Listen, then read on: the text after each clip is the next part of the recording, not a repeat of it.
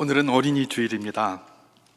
다른 날도 그래야 되겠지만은 절기를 주신 이유가 있지 않겠습니까? 절기를 주셨다는 것은 그 절기에 맞게끔 좀 한번 생각해 보고, 또 생각하지 않은 것이 있다면 다시 한번 되짚어 보라, 이런 의미로 우리에게 주신 것이 바로 절기입니다. 어린이 주일, 그러다 보니까 우리가 믿음의 다음 세대들에 대해서 생각해 보지 않을 수가 없는 것이죠. 근데 믿음의 다음 세대는 뭐 다양한 계층을 이야기할 수 있을 것입니다. 그러나 오늘이 특별히 어린이 주일이니까 우리 어린이들이 속해 있는 우리 주일학교를 한번 생각해 보면서 한번 은혜를 나눠보기를 소망합니다. 제가 오늘 메시지의 제목을 걱정이 많을 때라고 이렇게 한번 붙여보았습니다. 여러분, 우리 주일학교, 또 우리 어린이들, 우리 믿음의 다음 세대들 생각하면 우리 마음속에 늘 밀려오는 것이 무엇입니까? 걱정입니다. 걱정. 벌써 제법 오래됐습니다만은 한 20여 년쯤 된 것 같습니다. 그때부터 우리 주일학교가 위기다, 그런 말이 많이 있었습니다. 주일학교의 위기는 결국은 교회의 위기가 아니겠습니까? 그래서 이제 그런 이야기들을 많이 듣고, 또 그 위기를 타개하기 위해서 어떻게 해야 될 것인가, 그런 이야기들이 많았어요. 그런데 실제로 한 10년쯤 전쯤으로 딱 더듬어 돌아가 보게 되면, 그때 이미 주일학교가 없어져서 폐쇄된 그런 교회가 여러 나타나기 시작했습니다. 이미 10년도 더 됐어요. 좀 이렇게 막 나타나기 시작했죠. 그럴 때, 이거 진짜 교회 주일학교가 문을 닫고 있구나, 이런 것들이 슬슬 피부로 이렇게 와닿기 시작했던 것이죠. 그러다가 우리가 맞이한 게 뭡니까? 코로나입니다. 이 코로나 지난 2년간의 모든 상황들은 그야말로 우리가 피부로 느낄 정도로 그야말로 주일학교의 그런 모든 연약함에 직격탄을 맞은 겁니다. 그래서 고민을 안 할 수 없는 그런 상황에 그렇게 빠진 것 아니겠습니까? 근데 사실은 이건 교회의 주일학교뿐만이 아니죠. 우리 성도님들도 사실은 가정이 작은 교회 아닙니까? 우리 자녀들, 우리 손자, 손녀들 말입니다. 이렇게 들여다보면 걱정이 굉장히 많습니다. 믿음이 잘 전수되어야 될 텐데, 이 아이들을 이렇게 보면 제가 믿음이 있는지 모르겠습니다. 그냥 믿음이 있는 애들이 저렇게 하나, 이런 생각도 듭니다. 지금은 또 당장 믿음이 없어 보여도 그야말로 하나님에 대해서, 또 그런 주님의 은혜에 대해서 무슨 관심이라도 좀 가지고 있으면 그나마 괜찮겠는데, 그러면 시간이 지나면 괜찮아지겠지, 이런 생각하면서 그나마 괜찮겠는데, 이 관심도 없는 것 같아요. 교회도 가라고 하니까 그냥 가는 것 같고, 또 맨날 뭐라 그러면 투덜거리고 이러는 거 보면 이거 큰일이 아닐 수가 없어요. 교회도 교회지만 이 작은 교회인 우리 가정의 믿음의 전수도 이게 보통 문제가 아니죠. 걱정이 너무 많습니다. 걱정이 너무 많아요. 이거 어떻게 해야 될 것인가. 여러분, 이건 목사를 비롯한 우리 모든 성도님들 다, 그분이 그리스도인이라 이름한 분이라면 다 이런 고민과 걱정이 여전히 가득할 줄 믿습니다. 그런데 생각해 보면 교회의 역사도 이렇게 들여다보면 이런 걱정은 한치도 없었던 때가 없습니다. 항상 이런 걱정이 있어 왔습니다. 항상 이런 걱정이 있어 왔어요. 그래서 제가 연구한 앤드류 머레이라는 사람, 그 사람도 이렇게 보면 앤드류 머레이라는 사람은 정말 위대한 그런 믿음의 사람이거든요. 그런데 그 아버지가 이 앤드류 머레이 성장할 때 굉장히 고민을 많이 해요. 고민을 많이 하면서, 예를 들면 그 당시에 이제 그런 신학 사조를 따라서 너 구원 받았냐 질문도 하고, 생일날 되면 편지를 써서 그렇게 묻는 겁니다. 뭐라고 묻냐 하면, 네 생일 그거 좋은데 그래, 네 영혼은 다시 태어났냐, 이런 거 묻기도 하고 말입니다. 그러니까 사실은 이런 걱정은 끊임없이 계속되어져 온 그런 걱정이 분명합니다. 그럼에도 불구하고 이전과는 다른 상황들이 우리 눈앞에 펼쳐지고 있으니 우리 눈에는 그것이 걱정이 아닐 수가 없는 것이죠. 교회에서 전도 이야기를 하는데, 이전에는 전도 그러면 밖에 나가서 막 하는 거라고 생각을 하는데, 이제는 자칫 뭐예요? 전도를 밖에 나가서 해야 할 것이 아니라 우리 집안에서 해야 되겠다라는 그런 생각과 그런 느낌이 들 때도 굉장히 많은 것이 바로 어디입니까? 우리가 오늘 처한 현실이 아니겠습니까? 그렇기 때문에 이런 부분들을 우리가 한번 마음에 다시 한번 짚어보는 것이 중요하다고 생각할 것입니다. 늘 이런 걱정거리가 많고, 늘 이런 것 때문에 눌려있는 우리의 모습들, 이 모습들이 우리 주님 앞에선 우리의 실존이다. 우리가 그렇게 한번 생각해 볼 수가 있겠죠. 이런 우리에게 우리 주님은 그렇게 이야기를 하십니다. 이렇게 우리 믿음의 다음 세대들에 대한 믿음, 그들의 신앙에 대해서 걱정하고 있는 우리들에게 주님은 마태복음 6장 27절에서 이렇게 말씀을 해 주셨죠. 제가 한번 봉독하겠습니다. 너희 중에 누가 염려함으로 그 키를 한 자라도 더할 수 있겠느냐, 이렇게 말씀해 주셨습니다. 너희 중에 누가 염려함으로 그 키를 한 자라도 더할 수 있겠느냐. 그럼 이 말씀이 무슨 말씀이겠습니까? 우리가 우리 다음 세대들의 믿음에 대해서 굉장히 고민하고 걱정 많이 합니다. 또 필요하기도 합니다. 그런데 그 고민하고 걱정한다고 해서 그 키를 한 자라도 더할 수 있겠느냐, 그 질문을 하는 겁니다. 여러분, 주님께서 이 말씀을 하셨던 때가 언제죠? 마태복음 6장은 산상보훈 내지는 산상수훈으로 알려져 있는 바로 그 말씀입니다. 산상수훈, 여러분 한번 생각해 보시기 바랍니다. 이 상상하는 게 굉장히 중요합니다. 이 상상은 우리의 치매를 없애는데도 굉장히 유익하다고 하더라고요. 상상을 한번 쫙 해보십시오. 예수님이 지금 산 위에서 설교를 하고 계시는데 말입니다, 그 앞에 사람들이 쫙 모여 있습니다. 그 많이 모인 사람들은 어떤 사람일까요? 굉장히 어려운 사람들이에요. 그 당시에, 그죠? 그 당시에 어려운 사람들이 거기 쭉 모였는데 그 사람들이 무엇을 먹을까, 무엇을 입을까, 무엇을 마실까 늘 고민을 하고 있는 거예요. 그 사람들에 대해서 우리 주님께서 뭐라고 얘기를 하시는 겁니까? 그래, 무엇을 먹을까, 무엇을 입을까, 무엇을 마실까, 그 사람이라면 뭐 그런 거 걱정하는 거 있을 수 있다. 그런데 그는 사실은 이방 사람들이 하게 놔둬라. 그 이방 사람들이 하는 거고, 너는 하늘 아버지의 자녀들 아니냐. 네 쓸 거 다 하나님이 아신다. 네 쓸 거 다 아시니까 걱정하지 말아라. 그 이야기를 하는 거예요.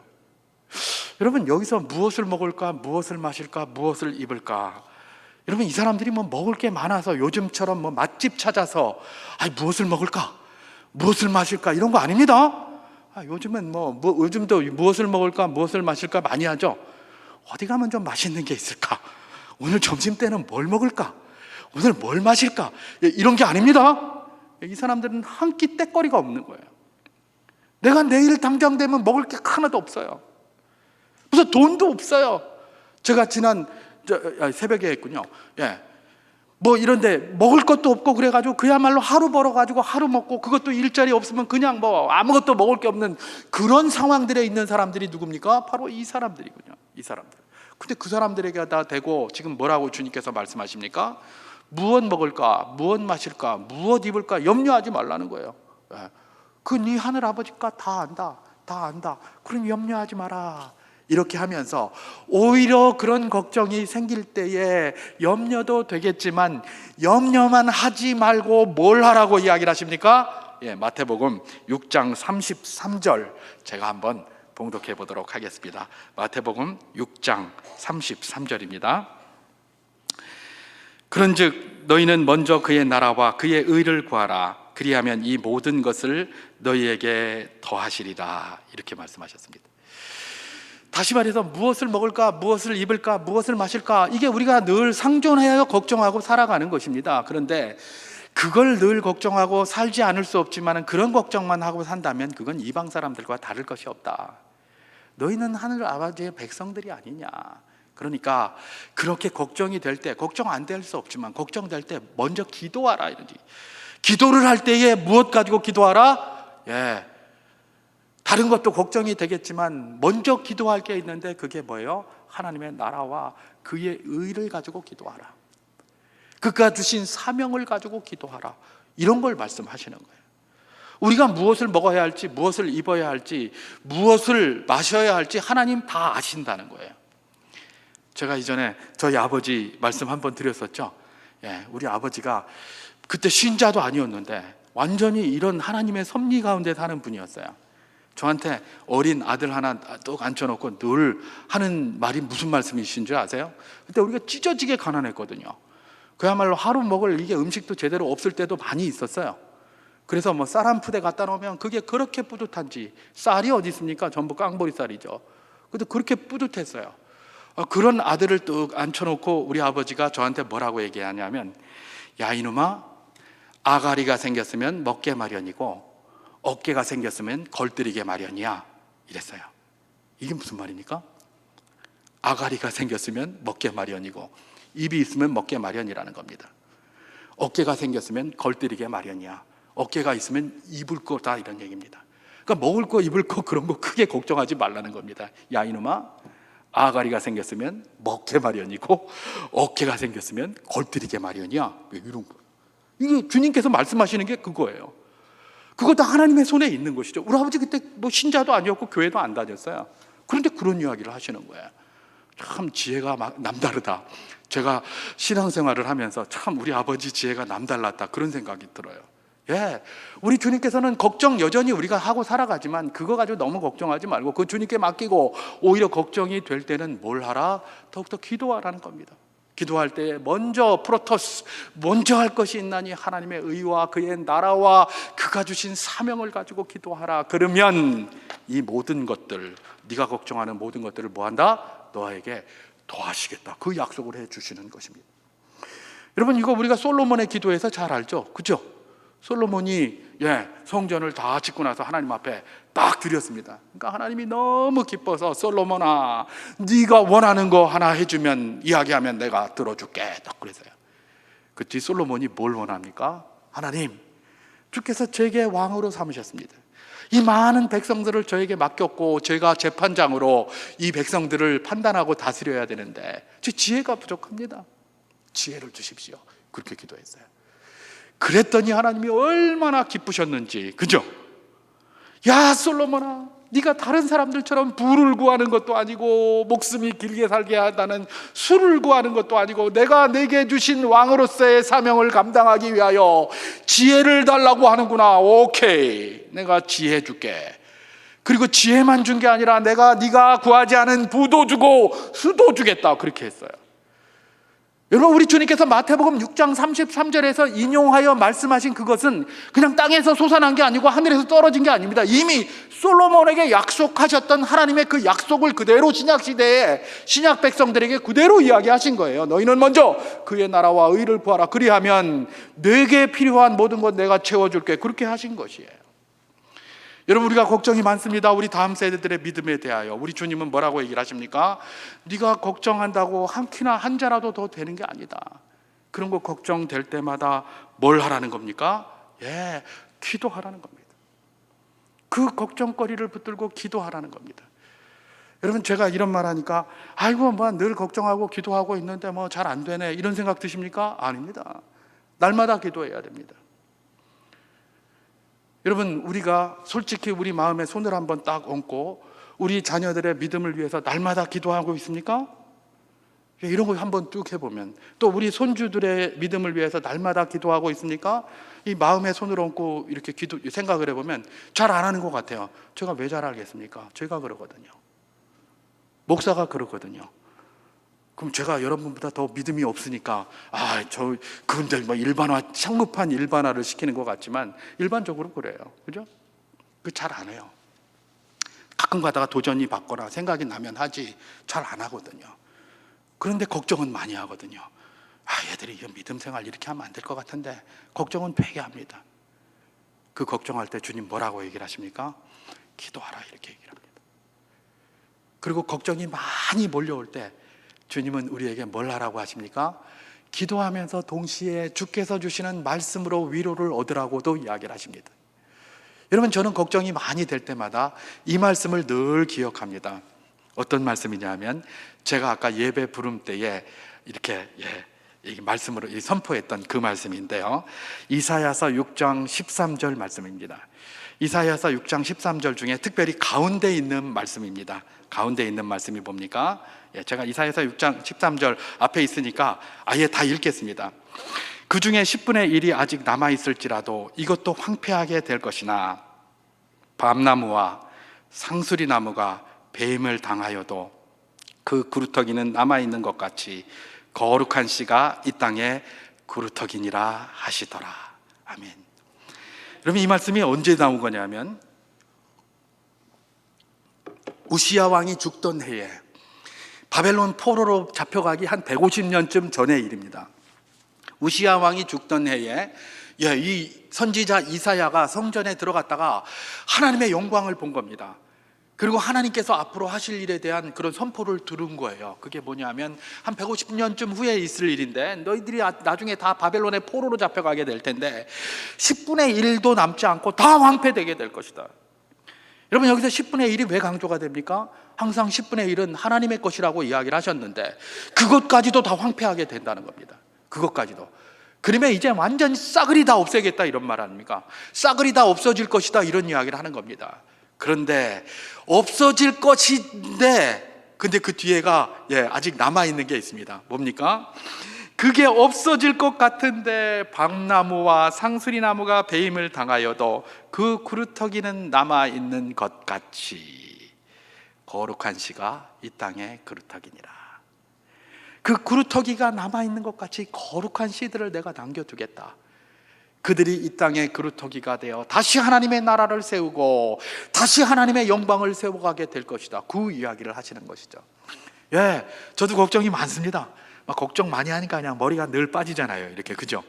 걱정 많고, 막 또 이 머리통도 크다 보니까 온갖 쓸데없는 걱정까지 다 도맡아 센터, 도맡아 가지고 쓸데없는 걱정 안 해도 될 거 이것도 하고 저것도 하고 온갖 걱정을 합니다. 머리가 막 지근지근합니다. 그러니까 막 여기 어떤 때는 손 이렇게 올려주면 뜨끈뜨끈뜨끈하고 그래요. 컴퓨터도 CPU가 제일 뜨겁잖아요. 그다지 뜨끈뜨끈하고 그러는데, 그럴 때 걱정한다고 뭐 뾰족한 방법이 없는 거예요. 아무리 생각해봐도, 그죠? 뾰족한 방법이 잘 없더라고요. 그럴 때마다 우리 주님께서 저를 안위해 줍니다.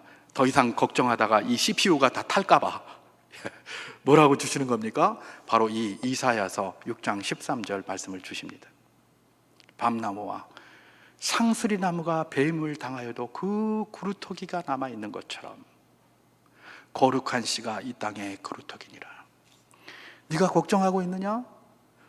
너희 교회에, 너희 가정에 믿음의 계보들이 끊어지지 않게 내가 도와주겠다라는 그 말씀입니다. 그 말씀 붙들고 있기에 제가 잠시 걱정을 내려놓을 수 있습니다. 그런데 이게 한 번에 되는 게 아니죠. 금방 그랬다가 또 돌아서면 또 걱정이 오고 또 걱정이 오고 또 걱정이 오고 계속 밀려옵니다. 걱정이 많을 때가 많습니다. 그런데 그럴 때마다 또 어떻게 해야 되는 겁니까? 이 말씀을 계속 반복하는 겁니다.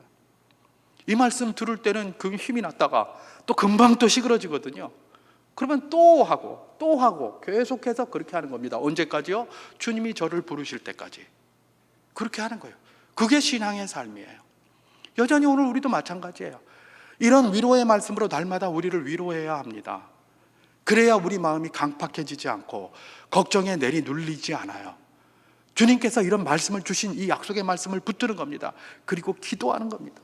주님, 이 약속의 말씀 주셨습니다. 내가 이 말씀 붙들고 내가 한번 살아갑니다. 그러면서 그렇게 기도하는 거예요.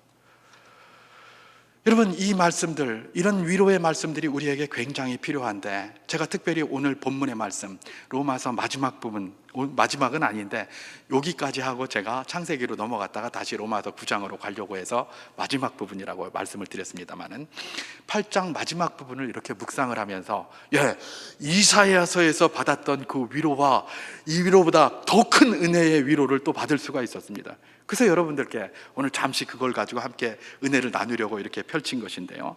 자, 오늘 이 말씀 이렇게 걱정을 하면서 가만히 들여다보는데 굉장히 큰 은혜가 임하더라고요. 특별히 31절 제가 한번 봉독해 보도록 하겠습니다. 오늘 본문 31절. 그런즉 이 일에 대하여 우리가 무슨 말하리요? 만일 하나님이 우리를 위하시면 누가 우리를 대적하리요? 그렇게 얘기를 합니다. 하나님이 우리를 위하시면 누가 우리를 대적하리요? 이런 말이 굉장한 것이죠. 하나님이 우리를 위하신다는 겁니다. 여기서 우리를 위하신다는 것은 꼭 우리만이 아니죠. 하나님이 우리와 관련된 모든 것들을 위하시는 거예요. 우리 자신을 위하시고, 우리 가정을 위하시고, 우리 믿음의 다음 세대들을 위하시고, 우리 교회를 위하시고, 다 위하시는 거예요. 그럼 누가 우리를 대적하겠느냐? 바로 그 이야기를 하는 것입니다. 과연 그렇습니다. 하나님께서 우리와 우리 교회와 우리 다음 세대들과 우리 자녀들의 믿음과 범사를 늘 위하셨고 그렇게 세워 오셨습니다. 그래서 그렇기 때문에 우리는 그것 때문에 걱정할 필요가 없습니다. 대적할 자가 없기 때문에 그렇다는 것입니다.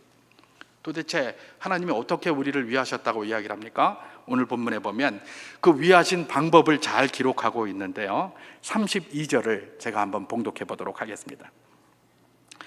자기 아들을 아끼지 아니하시고 우리 모든 사람을 위하여 내주신 이가 어찌 그 아들과 함께 모든 것을 우리에게 주시지 아니하겠느냐, 그렇게 얘기를 합니다. 우리 주님께서 여기서 말씀하시는 것이 무엇입니까? 하나님이 우리를 위하시는데 어떤 방식으로 위로하셨다? 자기 아들을 아끼지 아니하시고 내주셨다, 이렇게 얘기를 합니다.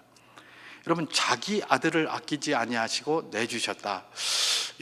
이게 무슨 의미일까? 여러분, 로마서를 쓸 그 당시만 하더라도 아들은 누구의? 아버지의 분신이었습니다.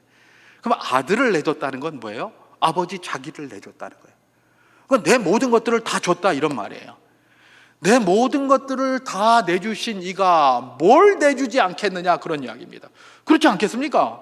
아니, 좋은 거를 하나 주면 그거보다 못한 거는 당연히 주죠, 그죠? 정말 나에게 귀중해서 이건 없어서는 안 될 거라고 생각하는 것도 주는데 나에게 남는 것 좀 안 주겠습니까, 그죠? 바로 그 이야기를 지금 하고 있는 것입니다. 우리 주님께서는 지금 뭘 이야기를 하고 있다? 이 말씀을 통해서 하나님이 우리를 지금까지 위하셨는데 어떤 방식으로 위하셨느냐? 자기 아들을 아끼지 아니하시고 우리에게 주셨다는 겁니다. 자기 아들을 아끼지 아니하시고 우리 교회를 위하여 주셨다는 겁니다. 자기 아들을 아끼지 아니하시고 우리 교회, 우리 작은 교회인 우리 가정을 주셨다는 겁니다. 우리 자녀들을 주셨다는 겁니다. 믿음의 계보들을 이어갈 수 있게 그렇게 주셨다는 거예요. 근데 그들이 누구라는 거예요?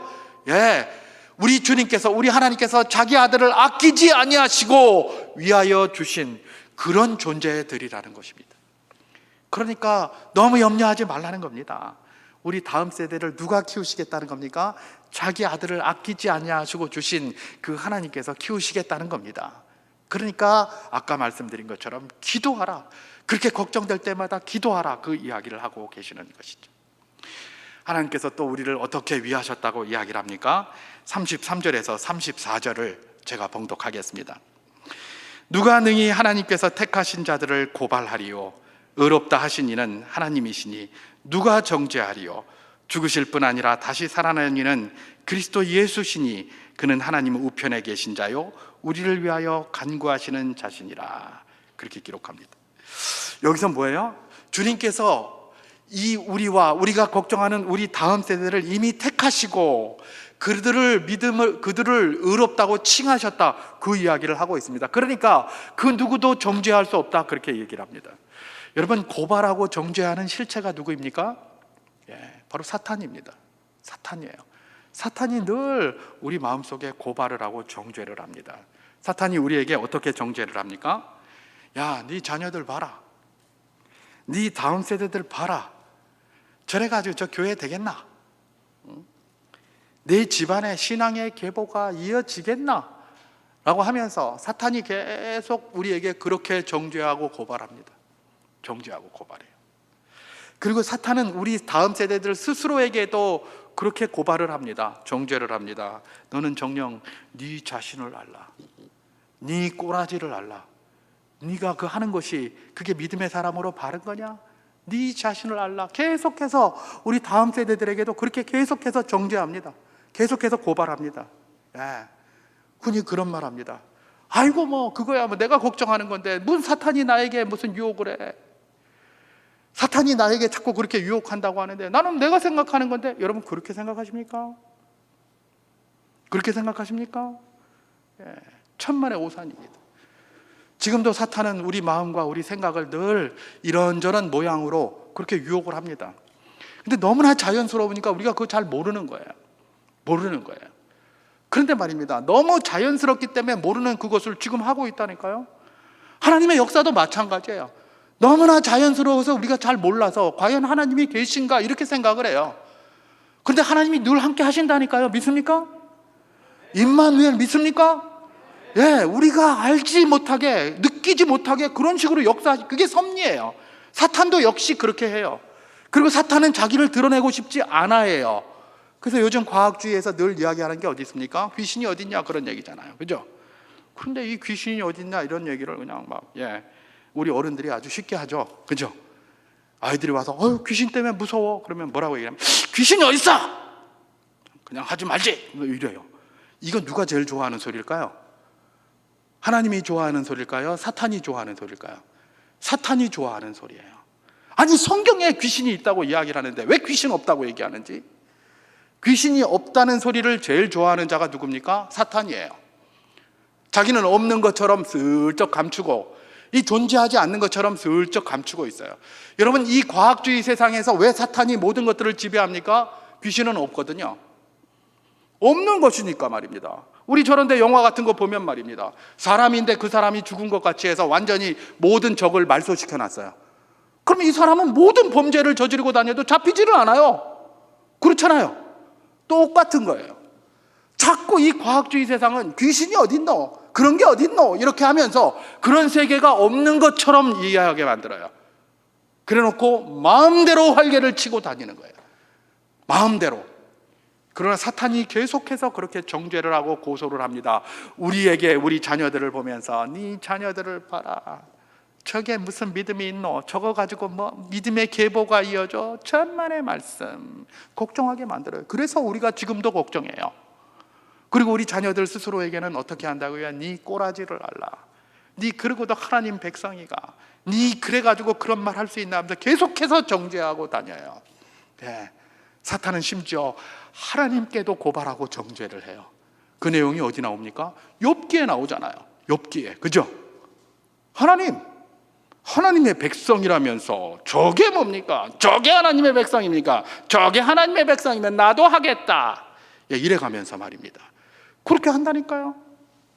그런데 지금 하나님께서 이런 사탄의 괴계와 이런 고발과 정죄에 대해서 뭐라고요? 그런 정죄는 의미 없는 것이다. 이미 모든 죄값을 예수 그리스도께서 십자가 위에서 다 치르심으로 하나님의 공의를 만족시켰다. 그 이야기를 오늘 본문에서 하는 겁니다. 그리고 심지어 최고의 재판장이신 하나님께서 이미 우리와 우리 다음 세대의 믿음의 모든 자녀들을 어떻게 하였다? 의롭다고 이미 선포해버린 거예요. 의롭다고 선포해버렸어요. 그들이 의로워서 의롭다고 선포한 게 아니에요. 주님께서 의롭다고 이미 판결 내려버리셨어요. 우리 성사소송법에 뭐라는 게 있습니까? 일사부재리의 원칙이라는 게 있어요. 형사소송법에. 그게 뭐예요? 한 번 결판 난 것에 대해서는 다시금 소를 제기할 수가 없어요. 그게 형사소송법이에요. 한 번 우리 주님께서 의롭다고 선포하셨기 때문에 다시금 소를 제기할 수가 없어요. 근데 이 사탄이 늘 불법적으로 뭐라고 하는 겁니까? 소를 또 제기하고 또 제기하고 계속 일사부재리의 원칙을 계속해서 어기면서 계속해서 그렇게 고소를 하고 있는 겁니다. 그런데 우리는 그런 것들을 잘 생각하지 못하니까 늘 걱정 속에 빠져 있고 걱정을 가득 채워서 하고 있고 우리를 넘어 저는 늘 그러고 있다는 것입니다. 저 스스로부터 또 우리 모두가 이 말씀에 위로를 받기를 주님의 이름으로 축원합니다. 우리가 걱정하는 것 의미 있습니다. 걱정을 해야 그 다음에 뭔가를 갖다 움직이니까. 우리가 걱정 없으면 안 움직입니다. 걱정을 해야 우리 자녀들을 붙들고 기도라도 할 것 아닙니까? 기도라도. 그죠? 우리 주님께서 뭐라고 얘기를 하십니까? 그렇게 걱정이 될 때, 뭐 걱정 안 할 수 없지만 걱정이 날마다 일어날 때 기도하라. 내가 책임질게. 내가 알아서 하는 자 아니냐. 그러면서 오히려 말씀을 보고 좀 위로받고 걱정 좀 덜 해라. 그렇게 이야기를 하시는 것입니다. 내일 일은 내일이 걱정하게 하고 너희는 오늘 한낱 괴로움은 그날의 족하니라. 주님께서 말씀하시면서 우리를 그렇게 인도하고 계시는 것입니다. 이게 주님께서 우리와 우리 다음 세대와 우리 교회와 우리 모두를 위해서 이미 계속해서 행하여 오신 일입니다.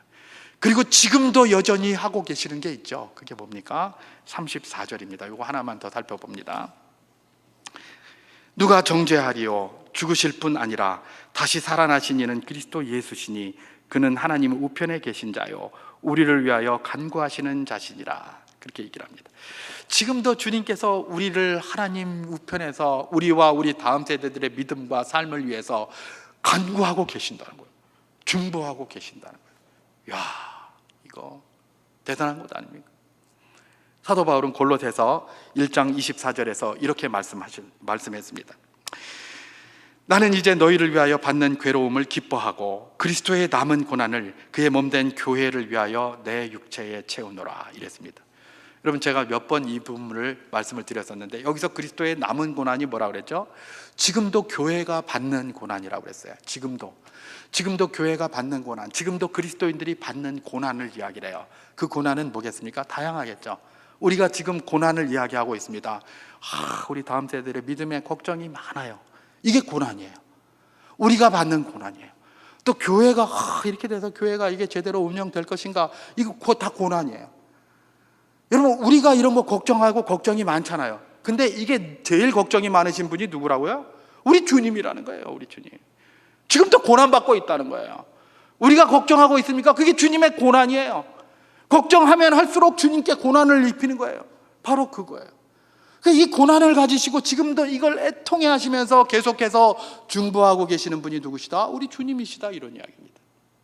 예, 자기 아들, 자기의 가장 귀한 것을 아끼지 아니하시고 주시고, 우리가 의롭지 않지만 의롭다 이미 선포하시고, 지금도 우리를 위하여 기도하고 계시며 중보하고 계시는 우리 주님, 이 주님이 있으니 우리 다음 세대들의 믿음에 대해서 걱정이 많을 때에 걱정만 하지 말고, 걱정이 들 그때에 더욱더 주님 앞에 기도하라는 것입니다. 기도하면서, 그러면 기도만 하고 가만히 있으라는 말인가? 그렇지 않습니다. 기도하면서 너희가 사명으로 받은 일을 감당하라. 부모로서의 사명을 받았느냐?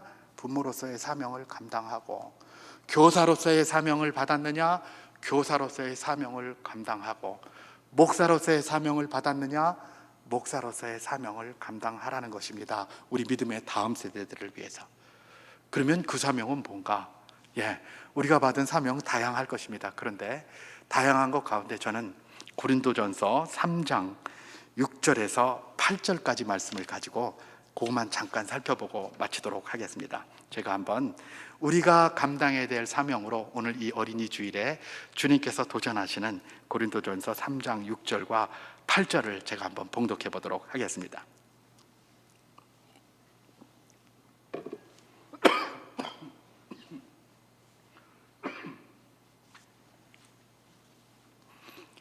나는 심었고 아볼로는 물을 주었을 때 오직 하나님께서 자라게 하셨나니, 그런즉 심는 이나 물 주는 이는 아무것도 아니로되 오직 자라게 하시는 이는 하나님뿐이시다. 심는 이와 물 주는 이가 한 가지이나 각각 자기가 일한 대로 자기의 상을 받으리라. 이런 말씀이 고린도전서 3장 6절과 8절까지 말씀입니다. 여러분, 물론 이 말씀은 사도 바울이 고린도 교회의 분열에 대해서 지적을 하면서 쓴 말입니다. 바울파, 게바파, 그리스도파, 무슨 뭡니까? 아볼로파 막 나눠서 서로 다퉜잖아요. 그것에 대해서 경계를 하면서 이 잘못된 것으로 지적하면서 이 말씀을 던진 것인데, 저는 이 말씀을 묵상하면서 조금 다른 각도로 은혜를 한번 받았습니다. 이 다른 각도가 뭐냐? 여러분, 사도 바울이 고린도 교회에 편지를 쓸 이 당시가 교회의 상황이 아주 미래가 보이지 않는 상황이었겠습니까? 지금이 미래가 보이지 않는 상황이었겠습니까? 지금도 미래가 잘 안 보인다고 보기 때문에 우리가 걱정을 많이 합니다만, 그때는 더하지 않았겠습니까? 그때는 박해에 박해를 더하고 고통에 고통을 더하고 말입니다. 도대체가 이게 예수 믿는다고 그러면 가만 놔주지를 않는 그런 때였습니다. 그런 때였는데 그때 교회에 미래가 있겠습니까? 요즘 편하잖아요. 그런 거 하나도 없어도 이거 걱정된다 이러는데, 그때에 어떻게 믿음을 보겠습니까? 근데 사도 바울이 지금 뭐라고 얘기를 합니까? 고린도 교회에 이 말을 해요. 그러니까 결국은 뭐예요? 심고 물 주는 것은 사도 바울이나 아볼로가 하지만 자라게 하시는 건 누구다? 하나님이다. 그들을 세우고 그들을 자라게 하시고 그들을 성장케 하시는 분은 누구시다? 하나님이시다라는 거예요. 그러니까 니네가 그거 가지고 걱정하지 말고 심을 자는 심고 물 줄 자는 물만 열심히 주라는 겁니다. 그러면 된다는 거예요. 그러면 우리가 하게 될 사명이 뭡니까? 심고 물 주는 일이에요. 사도 바울이 한 일과 아볼로가 한 일이 바로 이 어린이 주일에 한번 도전을 받아야 될 그런 내용이에요. 심고 물 주는 거예요. 그럼 사도 바울이 심은 것 같이 우리는 뭘 심습니까? 당연히 하나님의 말씀을 심겠죠. 그죠? 하나님의 말씀을 심습니다. 그러면 무슨 물을 줍니까? 다양한 물이 있는데, 저는 여기서 이걸 한번 생각해 보았습니다. 우리 믿음의 다음 세대들, 특히 우리 어린이들에게 그리스도인이라는 자존감을 심어줘야 됩니다. 특별히 다른 것이 아니라 그리스도인이라는 자존감. 특별히 그 자존감은 어떤 자존감이냐? 그리스도께서 우리를 사랑하신다는 것입니다. 아들을 아끼지 아니하고 주셨고, 그야말로 우리를 의롭다고 선언하셨고, 지금도 우리를 위하여 간구하시는 그 하나님의 사랑이 어떤 사랑이다? 오늘 본문 35절 제가 한번 봉독하겠습니다. 35절, 오늘 본문 35절 말씀입니다. 누가 우리를 그리스도의 사랑에서 끊으리요? 환난이나 곤고나 박해나 기근이나 적신이나 위험이나 칼이랴. 예, 바로 이 사랑이 누구에게 있다? 그리스도인에게 있다. 우리가 주님을 사랑하지만 이것은 그리스도께서 우리를 사랑하신다. 우리는 어쩌면 주님의 사랑한다고 이야기를 하지만 우리의 사랑은 끊어질지 모르지만 그리스도께서 우리를 사랑하시는 그 사랑은 끊어지는 게 없다. 끊을 게 하나도 없다. 그 이야기를 하고 있는 겁니다. 이걸 누구에게 가르치라는 겁니까? 우리 그 믿음의 다음 세대들, 아직은 어린이인 그들에게 그걸 계속해서 심어줘야 된다는 겁니다. 우리 주님께서 우리를 이처럼 사랑한다. 바로 그 이야기 말입니다. 어떤 심리학자가 유튜브에서 강의하는 걸 제가 들었습니다. 그분이 하시는 말씀이 뭐냐면, 오늘날의 이 젊은이들이 굉장히 두려워하는 불안감들이 있다는 겁니다. 그 불안감 중에 무슨 불안감이 있냐면 이 존중불안이라는 게 있다고 그래요. 존중불안. 그게 뭐냐면, 내가 어느 공동체에서 좀 이렇게 쫓겨나지 않을까, 공동체에서 조금 이렇게 왕따가 되지 않을까, 그런 불안과 더불어서 내가 사랑받지 못하는 것 아닌가, 이런 불안이 굉장히 많다고 그래요. 요즘에 특히 그런 게 많대요. 요즘 젊은이들이 특히 더 그렇다고 그럽니다. 사랑받지 못하는 것에 대한 불안감, 그 다음에 내가 소속된 어디에서 자꾸 이렇게 왕따되고 조리돌림 당하고 뭐 이런 것에 대한 불안감 말입니다. 그런 불안감으로 가득 차 있다는 거예요. 여러분, 그런 자들, 우리 젊은 세대가 그렇다고 보았을 때에 여러분, 주님께서 우리를 사랑하신다는 것들을 계속해서 이 아이들에게 강조하는 것이 얼마나 중요한 것인지를 극명하게 볼 수 있지 않겠습니까? 제가 최근에 우리 초등부에서 무슨 제자 훈련 뭘 이렇게 했다는 소리를 들었습니다. 근데 초등부에서 제가 들은 게 아니고 우리 딸이 저한테 그 이야기를 전해 주었습니다. 그 우리 막내가 거기 가서 그 제자 훈련을 했는데 자기 누나한테 그러더래요. 뭐라고 얘기를 하냐면, 나는 평소에 집에서도 사랑을 받는데 우리 하나님께서 나를 선택하셨대. 하나님 나를 선택하셨는지 얼마나 좋은지 몰라. 이래요. 여러분, 이게 우습잖아요. 그런 말 해도 말입니다, 이제 조금 있다가 잊어버릴지 모릅니다. 근데 제가 전에 한번 말씀드렸죠. 1000년 전에 파던, 500년 전에 파던 한 번 판 땅하고 한 번도 안 판 땅하고는 굉장히 다르다고요. 그게 아무것도 아니다가 잊어버려도 그게 한번 마음속에 그런 게 새겨졌습니까? 굉장한 영향력입니다. 그의 평생에 굉장한 영향력이에요.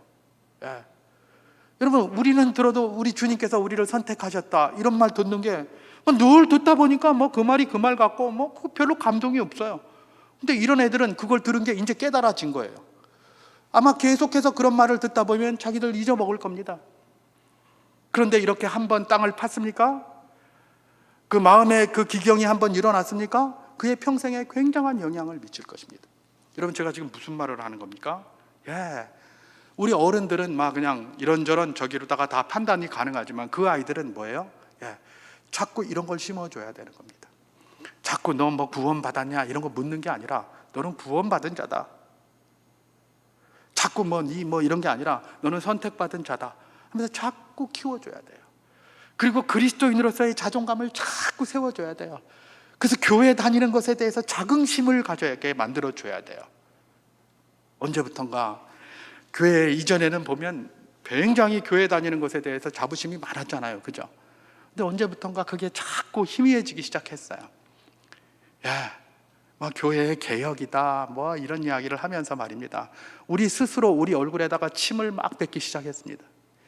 얼마나 침을 많이 뱉었는지 이제는 닦을 수도 없어요. 입만 열었다 하면 교회 욕하거든요. 남이 욕하는 거 아닙니다. 세상이 욕하는 거야. 누가 뭐라고 하겠습니까? 원래 세상은 교회 욕하게 돼 있는데요.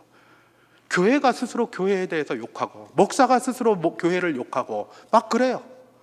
그러니까 이게 이제 자존심이 상해가지고 부끄러워서 어디 가서 말도 못해요. 이게 누구에게까지 가는 겁니까? 아이들에게까지 가는 거예요. 그나마 어른들은 판단할 그런 것들이 있으니까 그래도 자기 신앙이 있고 슬쩍 감추고 뭐 이렇게 살지만 아이들은 부끄럽거든요. 뭐 자랑거리가 있어야지. 예. 내가 아무것도 없어도 친구들하고 가서 막 말다툼을 하나 하더라도 너 그러면 내가 우리 형한테 일러? 니네 형 누군데? 우리 형 수영 잘해. 언제 수영했는데? 작년에 다이빙 했는데 아직까지 안 나왔어. 이런 거.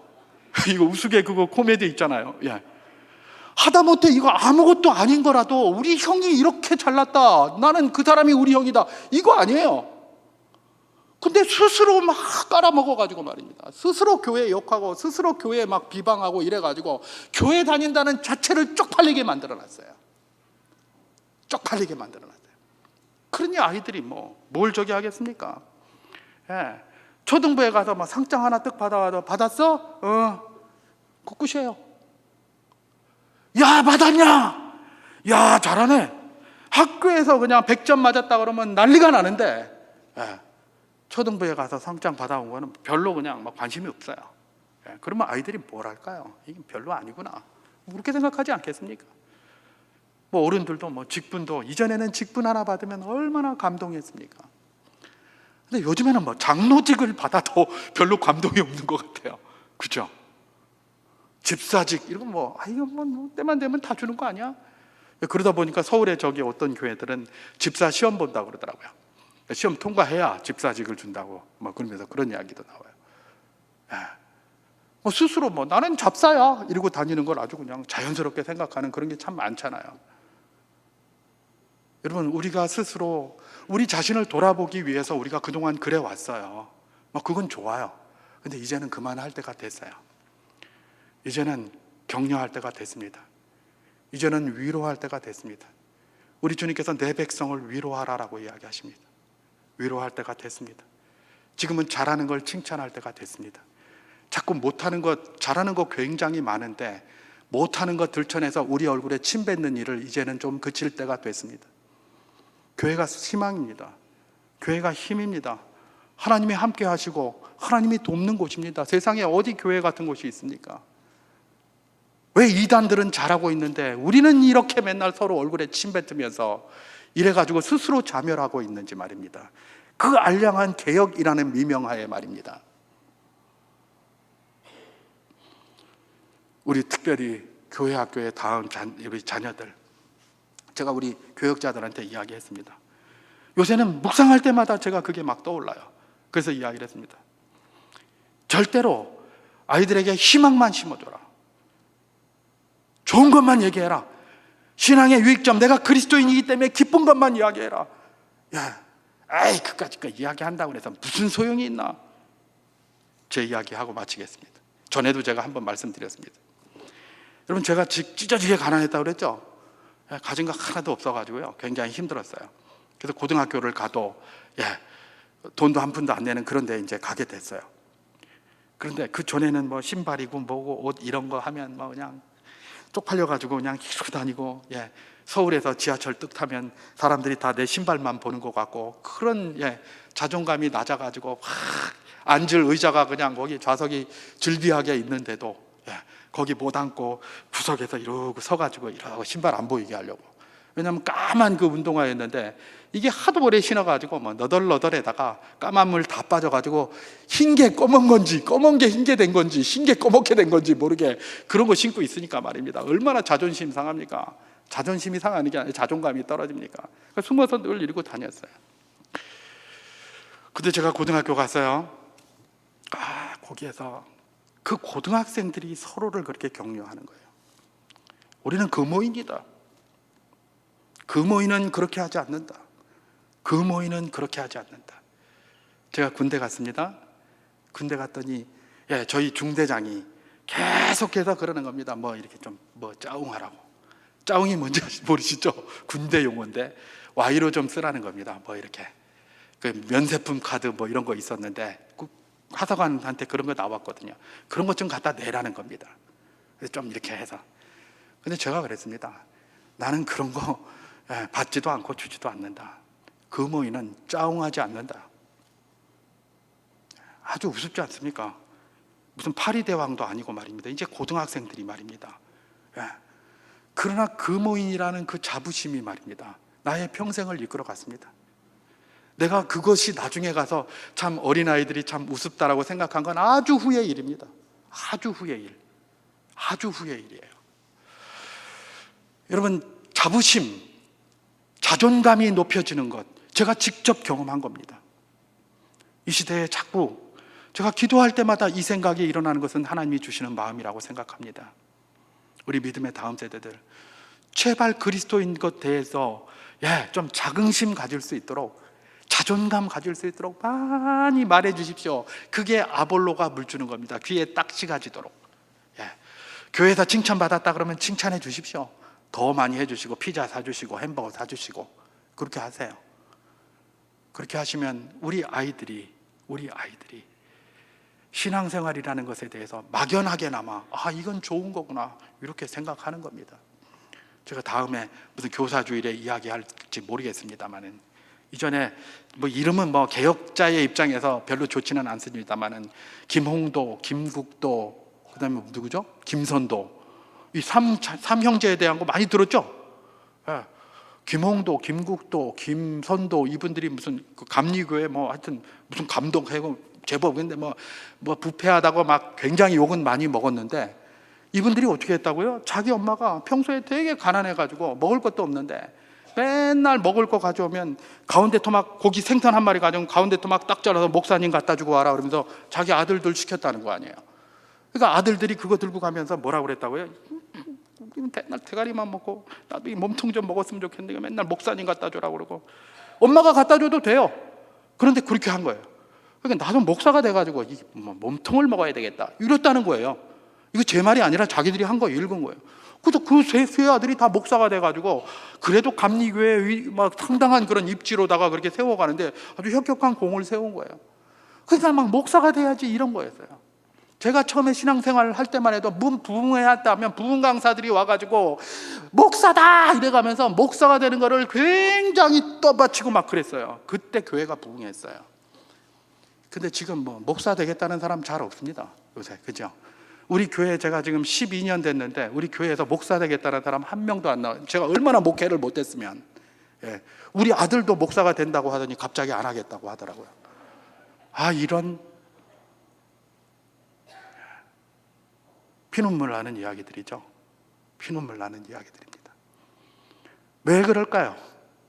안 좋은 것만 너무 이야기해서 그런 것 같아요. 물론 다른 이유도 있을 겁니다. 근데 하나가 안 좋게 얘기하니까 우리 얼굴에 너무 침 뱉어온 거 아닌가. 주님께서 그들을 격려하라고 하십니다. 자부심을 심어주라고 합니다. 자존감을 높여주라고 합니다. 우리 모두가 그렇게 쓰임받을 수 있기를 주님의 이름으로 축원합니다.